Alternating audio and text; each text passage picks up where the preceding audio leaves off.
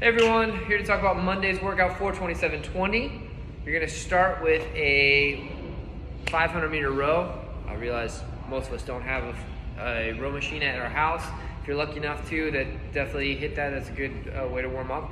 If not, you can substitute a 400 meter run for your warm up.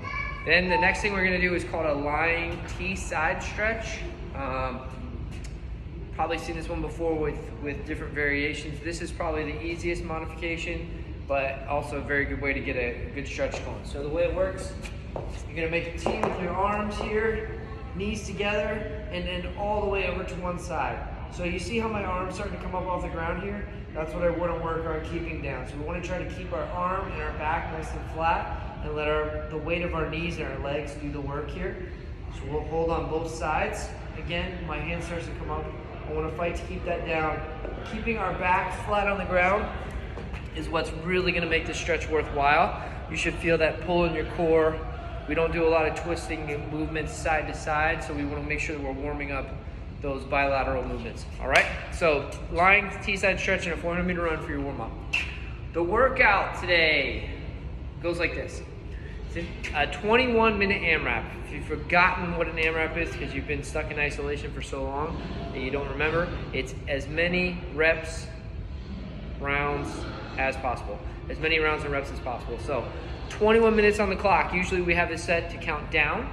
That way the timer goes off the end so you know when to stop. So 21 minutes counting down. First thing you're gonna do, as soon as that 21 minutes, you hit start on that timer, 21 minutes goes, there's a 65 sit-up buy-in. So what that means is you have to complete the first movement after the clock starts in order to get to the actual workout itself. So again, start that clock at 21 minutes. Go right into your either butterfly sit-ups, or if you have an ab mat at home, we're gonna do ab mat sit-ups. Kind of the same thing, but the ab mat kind of helps give us that separation. So like this, feet together, try to get the soles of your feet together, try to get them as close to your buttocks as you can. Reaching back, touching behind, reaching up, touching in front. We're gonna do 65 of those as a buy-in. Once you complete that, then you can actually start attacking the workout. The workout itself is 7 burpees.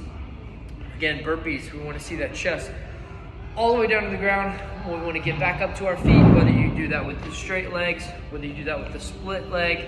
We wanna get back to our feet. We want those feet clearing the ground. We wanna touch up over our head, all right? So it looks like this. Chest all the way down to the ground. I stand up, I jump, and I touch. That's a good burpee, all right? 7 burpees followed by 11 air squats. Remember on our air squats, get that good, a little bit wider than shoulder width distance apart. Slightly cant those toes. We want to work on just sitting back like you're sitting in a chair. Don't force your hips back too early. Just work on going straight up and straight down. So here, breaking parallel, popping back up, 11 air squats. From there, you're gonna do 22 kettlebell swings.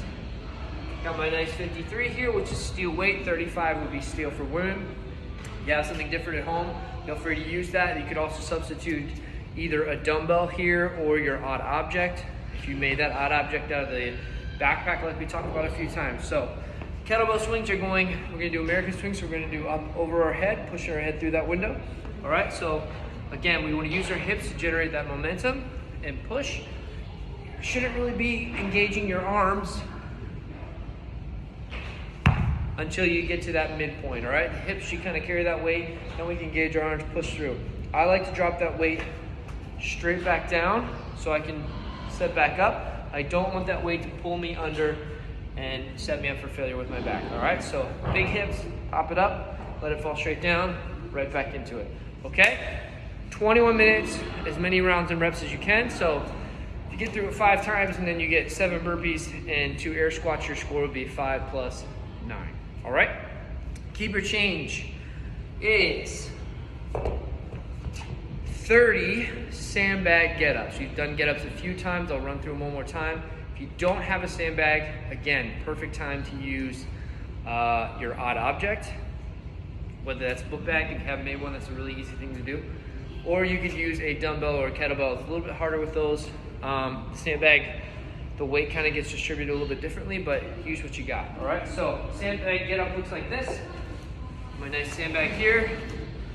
From the floor, we're gonna post one arm on the ground, the other arm goes up in the air, and we're going to try to project that weight up, slide one leg underneath. As you can see, the sandbag gets a little interesting. My other leg is flat, one leg is posted. Slide that leg underneath, keeping the arm straight the whole time and standing. Cool, have fun, let us know.